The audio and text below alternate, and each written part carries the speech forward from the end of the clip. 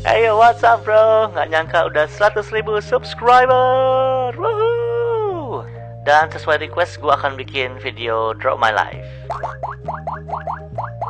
Gue terakhir dengan nama Edo Pratama, dan sebenarnya gue bingung dengan nama Pratama karena gue bukan anak pertama tapi anak ketiga. Berbeda dengan anak-anak lainnya, gue lahir tanpa bokap. Tapi bukan berarti gue lahir dari batu kayak Kera Sakti. Cuma memang gue gak tahu bentuk dan rupanya bokap gue seperti apa. Kenapa? Pertama, gue emang gak punya ingatan tentang dia sama sekali. Dan kedua, gue juga gak mau banyak nanya sama nyokap gue, karena gue tahu itu hanya akan menyakiti hati nyokap gue. Mungkin karena itu akhirnya gue tumbuh sebagai anak yang introvert, aka pendiam. Hahaha, Edozel pendiam. Pasti pada gak percaya kan?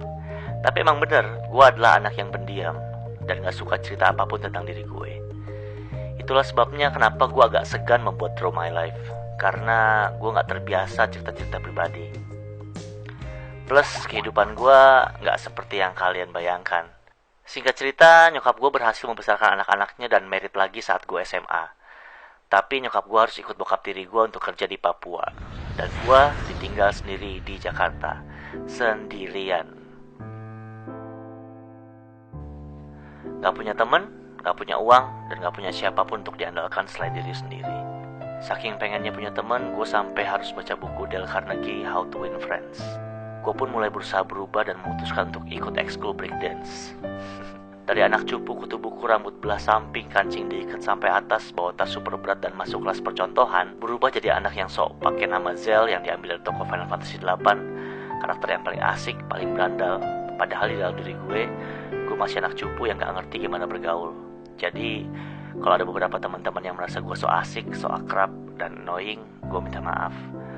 Gue cuma berusaha diterima jadi teman kalian aja. Tapi berubah jadi anak sok gaul tidak mengubah keadaan ekonomi gue. Gue tetap gak punya duit dan butuh makan. Modal gue satu-satunya ya cuma badan gue. Jadilah gue jual diri. Gak sampai jadi gigolo juga sih, tapi ya gue kerja pakai badan. Dari jadi kasir warnet sampai jualan parfum dari rumah ke rumah. Semua gue kerjain demi bisa makan sehari-hari. Gue masih inget banget jualan di rumah kos yang isinya gay semua. Gak horor kok, malahan mereka baik dan lucu-lucu. Mungkin karena kasihan mereka pun jadi pelanggan setia gue. Itulah kenapa gue jago banget acting jadi gay atau cewek. Well, now you know why. Dengan duit pas-pasan gue coba bertahan di Jakarta. Siang gue makan seadanya di warteg, dan setiap malam gue selalu numpang makan di rumah mamanya teman SMA gue. Benar-benar setiap malam gue numpang makan.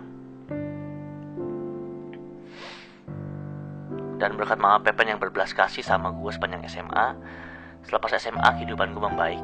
Dengan ngajar breakdance dan modern dance, dalam sebulan gue bisa dapat sekitar 3-7 juta.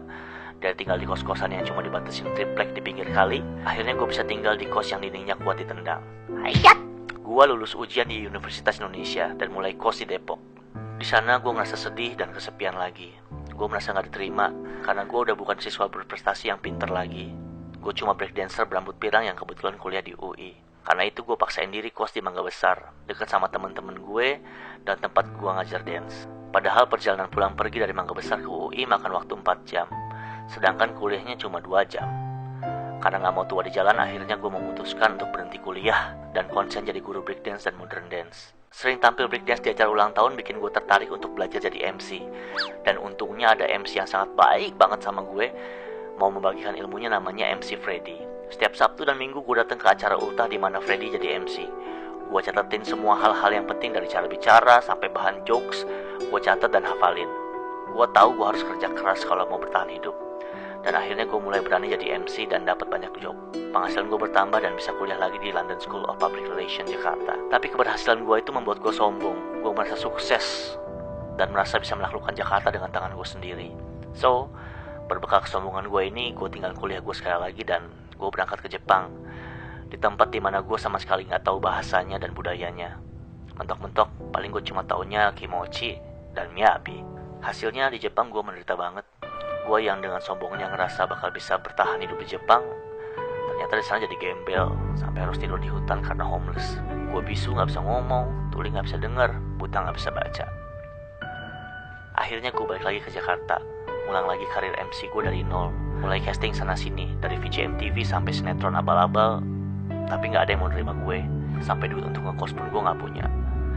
Gue homeless di Jakarta, tidur di warnet 2 hari.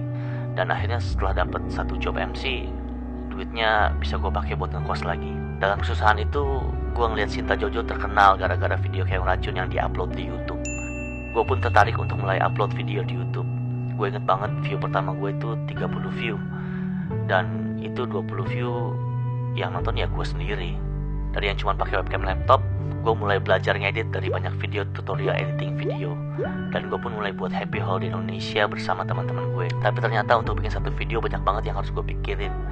Dari konsep permainan, tampilan mau gimana, ngatur jadwal 9 orang untuk syuting, pinjam kamera SLR untuk syuting, ngedit video hasil syuting, upload ke YouTube, promosi di Twitter, dan saking banyaknya masalah yang menimpa HI, akhirnya kita pun mulai pecah dan mulai jalan sendiri-sendiri. Di titik ini gue ngerasa hidup gue down banget. Gabung di boybandnya bubar.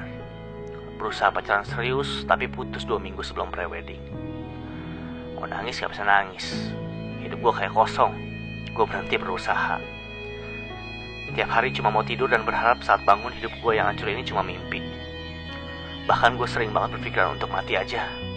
Hampa, kayak ada black hole di hati gue. Suatu hari gue ngalur ngidul gak karuan di Central Park. Dan malah nyasar ke gereja sana. Entah kenapa gue masuk dan duduk di sana. Di sana akhirnya gue bisa nangis. Nangis gak karuan. Sumpah, muka gue jelek banget di sana.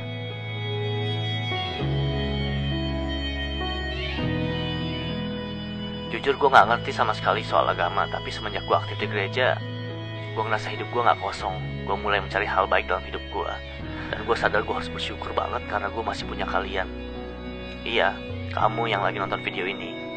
Berkat kalian troops, bro and sister, yang terus-menerus kasih support ke gue untuk berkarya di YouTube, yang tetap nonton walaupun gue cuma ngoceh gak karuan di depan kamera, yang tetap ketawa walaupun bercandaan gue garing, yang gak close video draw my life gue.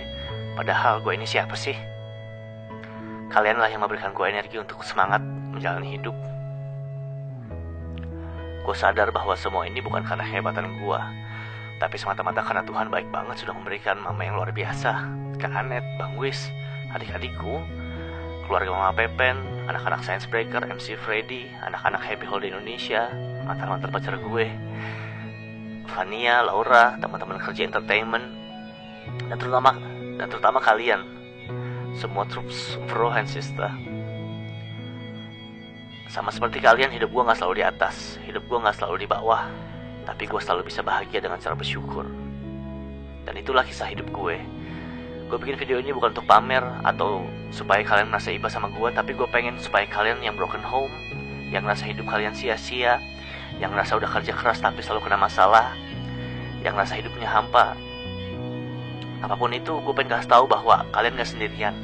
Ada tangan Tuhan yang selalu menuntun dan melindungi. Gak apa-apa kok kalau kalian sering terjatuh, sedih, dan marah. Itu manusiawi.